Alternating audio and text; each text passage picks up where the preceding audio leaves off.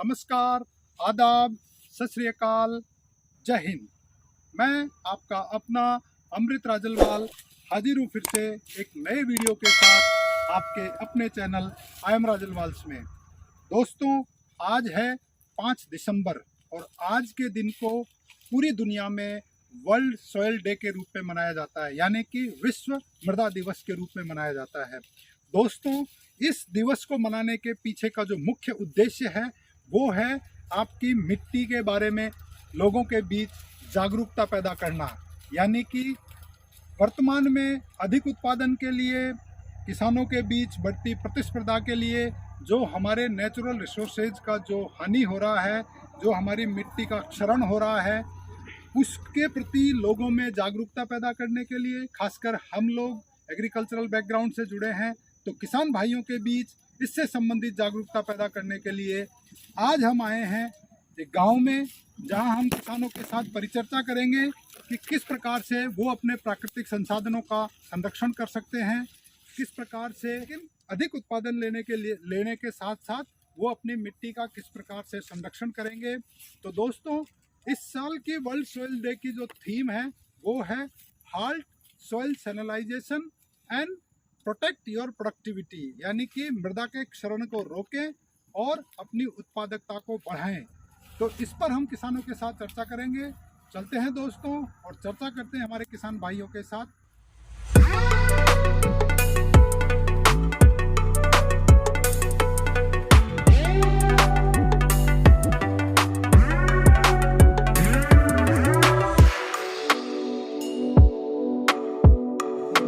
अनुसंधान संस्थान मोदीपुरम मेरठ की ओर से मैं डॉक्टर चंद्रभानु आप सभी किसान भाइयों का स्वागत करता हूं। सभी का हार्दिक स्वागत, अभिनंदन, हार्दिक नमस्कार। और डॉक्टर अमृत लाल मीणा जी, डॉक्टर जयराम चौधरी जी और श्री आरपी तिवारी जी और हमारे संस्थान के अन्य अधिकारी एवं कर्मचारीगण, जो प्यारे किसान भाइयों, मैं अपने संस्थान की ओर से अपनी ओर से आपका हार्दिक स्वागत करता हूं, अभिनंदन करता हूं। आज का जो हमारा विशेष मुद्दा है विश्व मृदा दिवस, जैसा कि आप बैनर में देख रहे होंगे। विश्व मृदा दिवस, मृदा दिवस क्यों मना रहे हैं हम लोग, क्यों मनाया जाता है? आप सोचते होंगे कि हम लोगों की जो उत्पत्ति हुई है या सभी जीव जंतुओं की उत्पत्ति हुई है माँ से हुई है। हम सबकी 2 माताएं होती हैं। एक तो माता ये होती है जो उस जीव को जन्म देती है, उसका पालन पोषण करती है, और दूसरी सभी जीवों और सभी माताओं की माता होती है, वो है धरती माता, जो कि सभी को धारण करती है और सभी को उत्पत्ति से लेकर अंत तक उनके पालन पोषण का जो भी सामग्री या सब कुछ हमें आवश्यकता होती है, डायरेक्ट या इनडायरेक्ट रूप से वो हमें धरती या उसके पर्यावरण से ही मिलती है।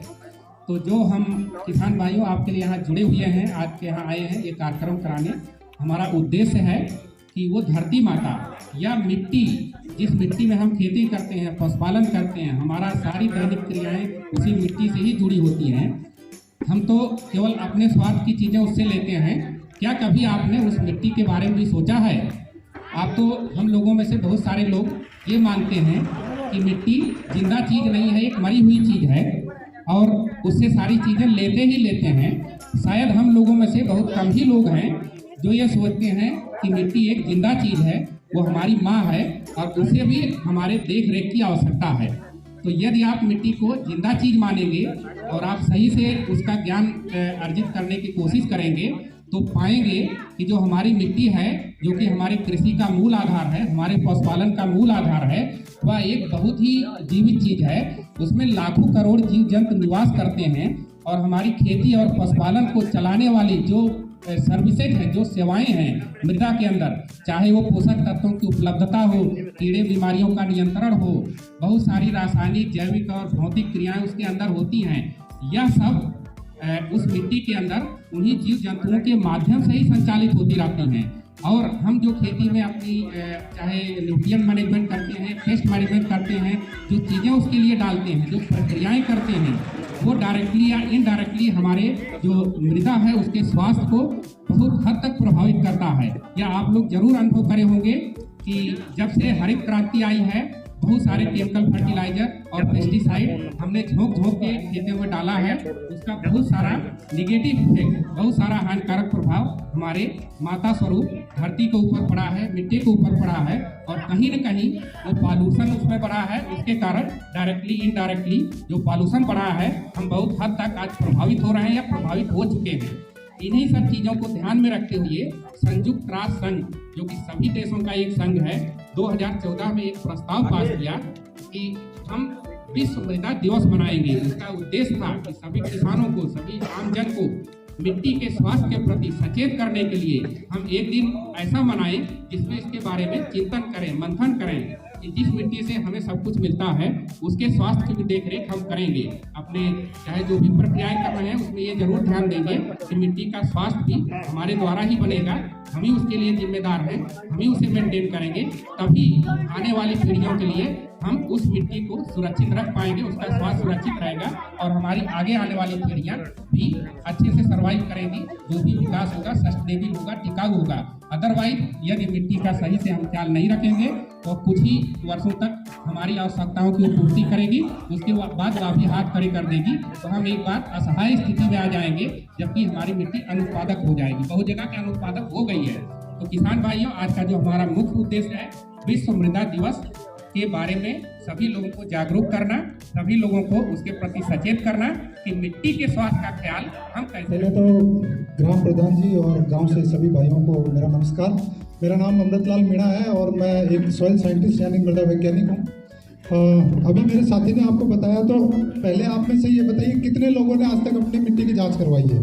यहाँ से हम शुरू करते हैं, उसके बाद आगे की बात करेंगे। आप में से कितने लोगों ने अपनी मिट्टी की जाँच करवाई है, या आपने अपने सैंपल भेजे हो?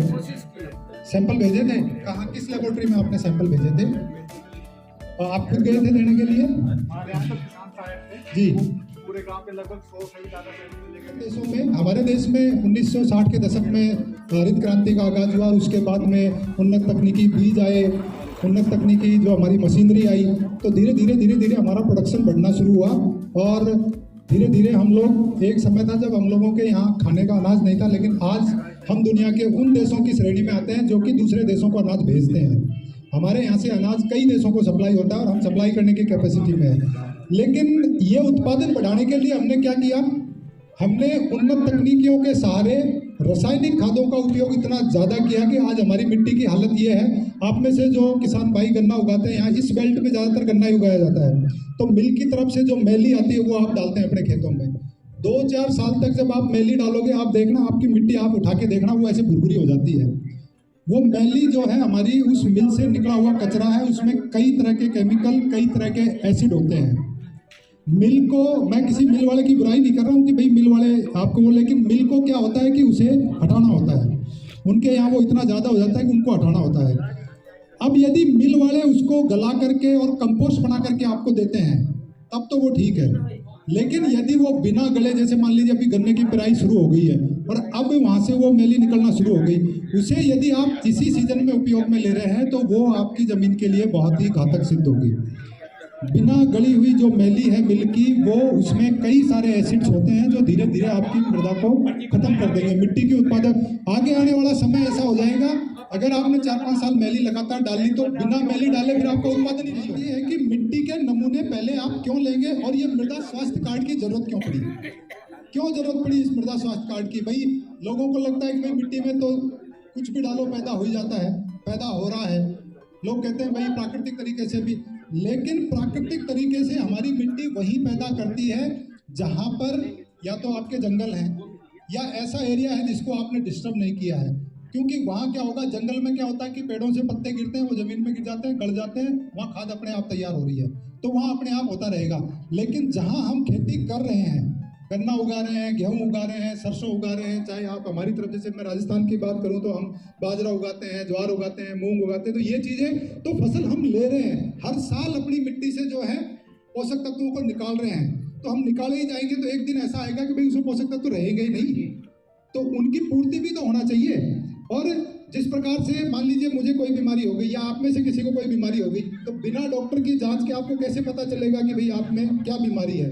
ठीक उसी प्रकार से हमारी मिट्टी का स्वास्थ्य कैसा है उसकी जांच के लिए जरूरी है कि आप समय समय पर अपनी मिट्टी की जांच कराएं।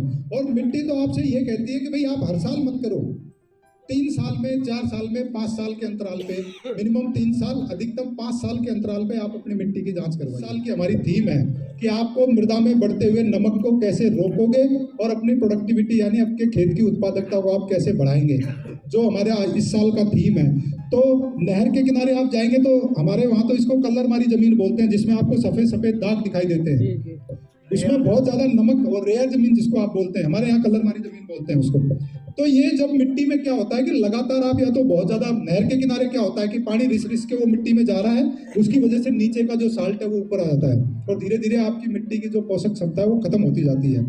या अत्यधिक आप फर्टिलाइजर्स डालते जाएंगे, आपने किसी प्रकार का कोई जो जैविक खाद है, चाहे गोबर की खाद हो या केंचुआ खाद हो या और कोई कंपोस्ट जो भी आप यूज कर रहे हैं, वो अगर आप नहीं डाल रहे हैं और लगातार सिर्फ केमिकल फर्टिलाइजर्स डाले जा रहे हैं, तो उसकी वजह से भी आपकी सॉइल जो है वो, मिट्टी जो है वो आपकी सैलाइन सॉइल में कन्वर्ट हो जाएगी। तो इन सब चीज़ों को ध्यान में रखने के लिए आप क्या करें कि कम से कम 5 साल में एक बार अपनी मिट्टी की जाँच करवाने के लिए आप जाइए अपने खेत में, खेत के किसी एक किनारे पर खड़े हो जाइए, किसी भी एक किनारे पे खड़े हो जाइए और अपने खेत को देख लीजिए। जब खाली हो, खाली खेत में आप 5 से 6 जगह कहीं से भी, ये जरूरी नहीं है कि आप एक ही जगह से लेंगे, 5 से 6 जगह से पूरे खेत में से कहीं भी आपकी खुरपी की सहायता से या आपके पास फावड़ा है तो फावड़े की सहायता से आप जो है आपका नमूना 0 से 15 सेंटीमीटर का लगभग इतना जो है आप जो है नमूना उससे ले लेंगे।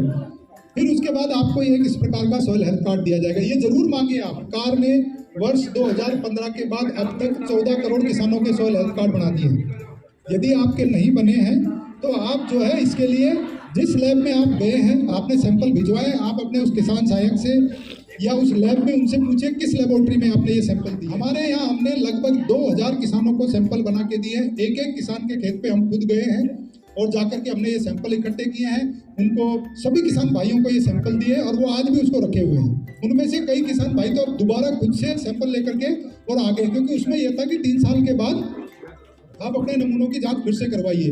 तो जो जागरूक किसान भाई थे वो खुद से ले सारी जानकारियां देते हैं हम आपको, आपकी मृदा में कौन कौन से पोषक तत्व किस किस मात्रा में मौजूद है, किस किस मात्रा में आपको डालने हैं, आप उतना ही डालिए। थोड़ी देर पहले चंद्रभानु सर आपको बता रहे थे कि भाई आपको इतनी यूरिया डालनी है, इतनी डीएपी डालनी है, इतना पोटास डालना है या इतना जैविक खाद डालना है, तो वो हम सब आपको इसमें लिख के देंगे कि कितना आपको डालना है। गन्ने की फसल है तो कितना डालेंगे, या आप धान ले रहे हैं, ज्वार ले रहे हैं, सरसों ले रहे हैं, कितना डालेंगे, कितना है अभी, या कौन कौन सी मतलब आपके भूमि में कमी है तो उसका इलाज कैसे करेंगे। तो जिस प्रकार से डॉक्टर आपके शरीर का इलाज करता है, उसी प्रकार से मिट्टी के नमूनों के माध्यम से आप अपनी मिट्टी की जांच करवाएं और जांच करा करके उसके स्वास्थ्य की जांच करें। तो जब उसका स्वास्थ्य ठीक रहेगा तो वो अपने आप आपको अधिक उपज देगी, अपने आप आपकी पैदावार बढ़ जाएगी। और वैसे भले आप केमिकल डालते जाइए, वो एक दिन आएगा कि फिर हमें भी बीमारियां उसी तरह से, क्योंकि अधिक केमिकल डालने की वजह से आप देखिए हमारे भी शरीर में कई सारी बीमारियां वो जो हम खाएंगे वहीं से तो आ रही है।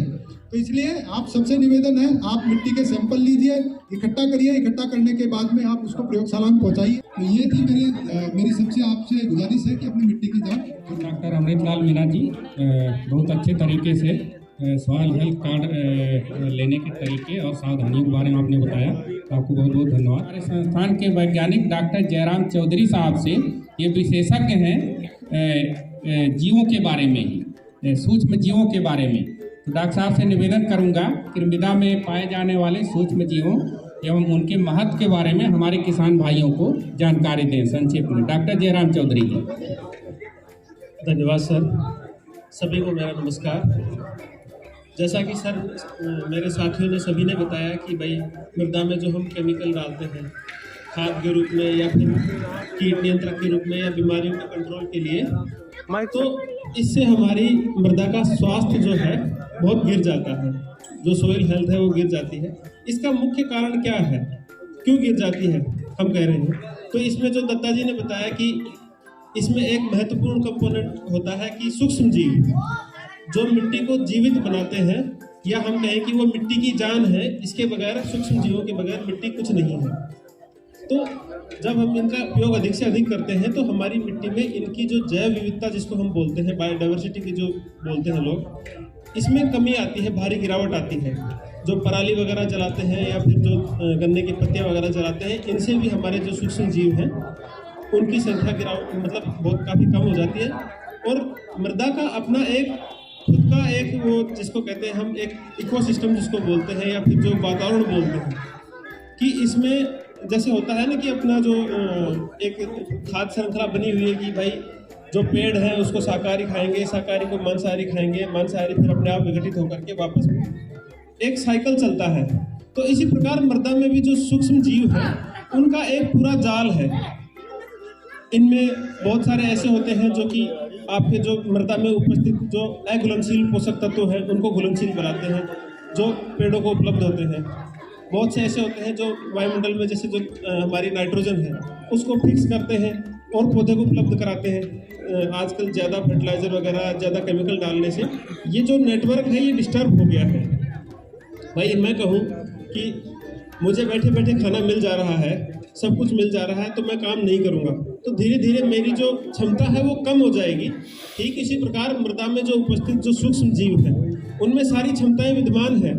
उसमें फॉस्फोरस को घोलने की कैपेसिटी भी है, पोटास को घोलने की क्षमता भी है, नाइट्रोजन को फिक्स करने की कैपेसिटी भी है, लेकिन हम उनको रेडीमेड रूप से जो चीज़ें प्रोवाइड कर रहे हैं एक सीमा से बाहर। जैसे अभी आपने थोड़ी देर पहले बताया कि जी 1 बीघा में हम पूरा 1 कट्टा या उससे ज़्यादा नाइट्रोजन डाल देते हैं। स्वास्थ्य मृदा का बहुत ज़रूरी है, क्योंकि यदि स्वस्थ हो गई मृदा तभी आपको पूर्ण उत्पादन मिलेगा। जैसे आदमी स्वस्थ होता है तो वो पूर्ण रूप से अपनी पूरी क्षमता से काम करता है, उसी प्रकार मृदा भी पूरी क्षमता से उसमें काम करती है।